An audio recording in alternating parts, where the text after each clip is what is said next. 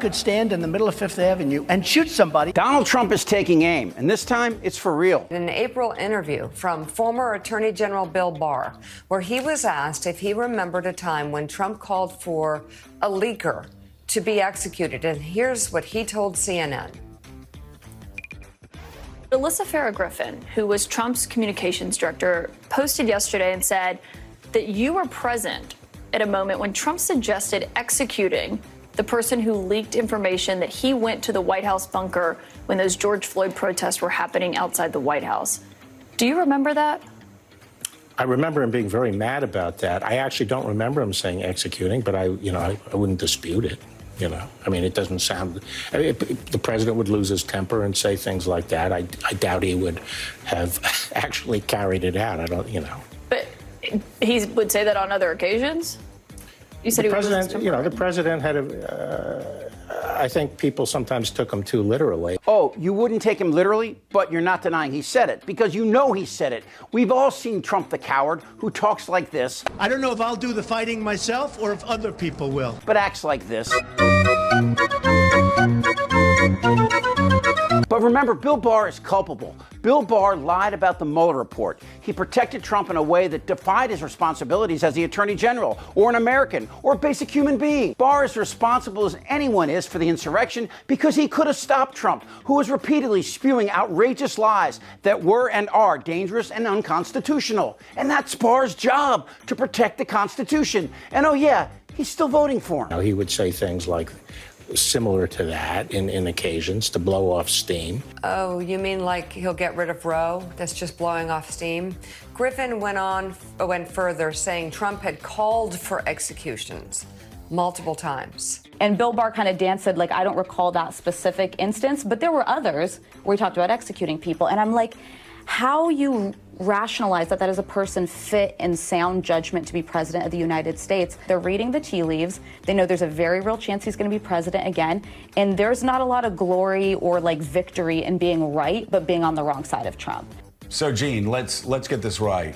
The Attorney General of the United States heard the Commander-in-Chief calling for the execution of staff members. Yeah.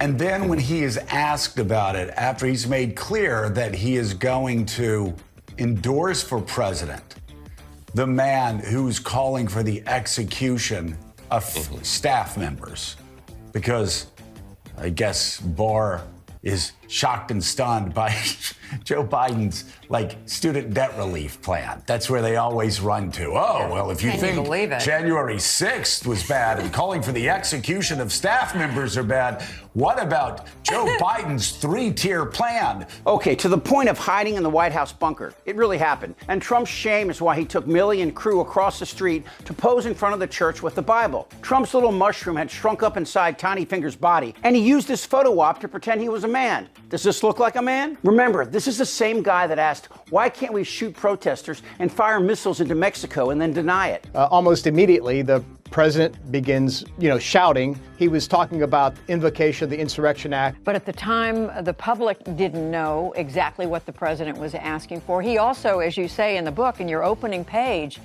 was saying, why can't you just go out and shoot the protesters? Understand that Trump knew what he was doing on January the 6th, and he knew that people in the crowd were armed, and he sent them to the Capitol. He has told audiences in the past to attack protesters. Maybe he should have been roughed up, because it was absolutely disgusting what he was doing. If you see somebody getting ready to throw a tomato, knock the crap out of them, would you? Seriously. I'd like to punch him in the face, I'll tell you.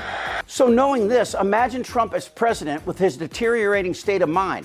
Who will stop him? Will Mike Flynn as Attorney General and Stephen Miller heading up Homeland Security? Flynn was the one who suggested Trump stop the voting process in 2020, declare martial law, and then destroy the voting machines. And now Flynn wants to speed up the death penalty and make it for selling drugs. And he has Trump's ear. But if you went with the death penalty, you would have no drug problem in this country. Instant, if it was a meaningful, not a trial that lasts 400 years.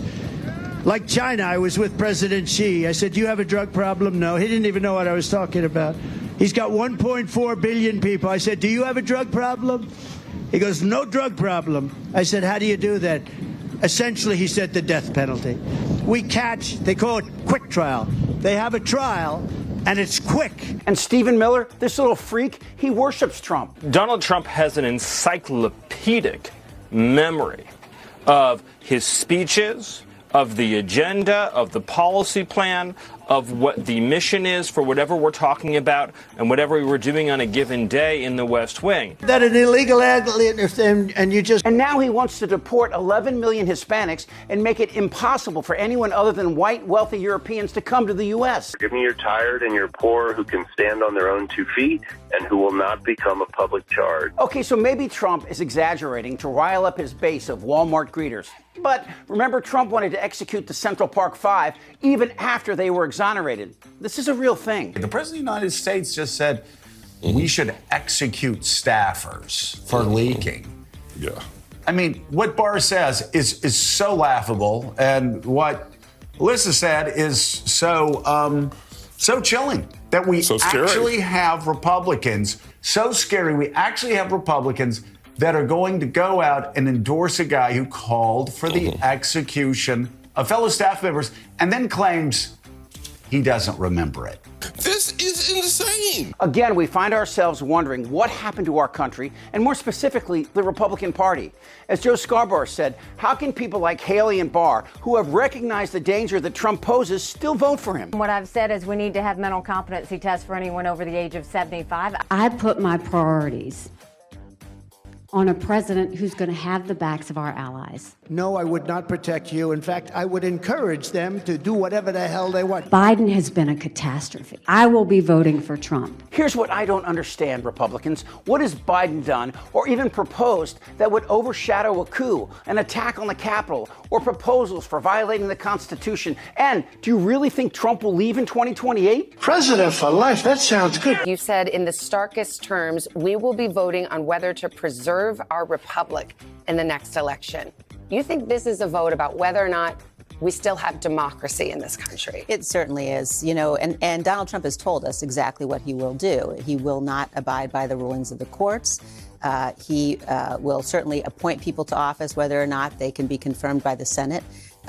He has talked about using the military in terms that really are fundamentally un-American. I want to be a dictator. And this scaly, pustulant skin tag is now calling for swift executions, not just in the media, but remember, this attorney general proposed it in arguments before the Supreme Court. If the president decides that his rival is a corrupt person and he orders the military or orders someone to assassinate him, is that within his official acts that for which he can get immunity? It would depend on the hypothetical, but we can see that could well be. As Scarborough said, relieving student debt gets Republicans all hot and lathered. Well, why not ask Gates or Dairy Queen to pay back their PPP loans? Or maybe tax a few billionaires at the same rate we do school teachers? You know who else wants to execute staff members and political adversaries? Oh, you know him. Putin's a killer.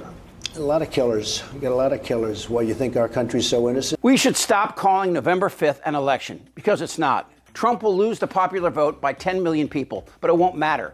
And I get it, that's the Constitution. It's going to take 270 votes to win. But this Supreme Court seems poised to allow states where Trump loses the electoral vote, but has a GOP legislature, to appoint new electors after the vote comes in. In other words, literally violate Americans' right to vote. Could stand in the middle of Fifth Avenue and shoot somebody. Trump used to say he could shoot somebody and his people would still be behind him. And we all snickered. You're delusional. But it turns out it was our delusion. Our hope that this insufferable pig couldn't be this bad, this immoral, and this great a threat to America, well, we were wrong. You know, when I was a kid growing up in Washington, D.C., and maybe where you live too, they would play this warning siren every Tuesday at 11 a.m. to prepare and remind us that at any minute we could be attacked. Find shelter. There is not time to leave the city. Your state civil defense director has just issued the following instructions. Today, that siren sounds like this. On November 5th, 2024. 2024. Damn right. In his brain that had eaten part of his brain and then died. This isn't their Republican Party anymore. Am I wrong? You're in a lot of trouble, Donnie. I'm Chip Franklin.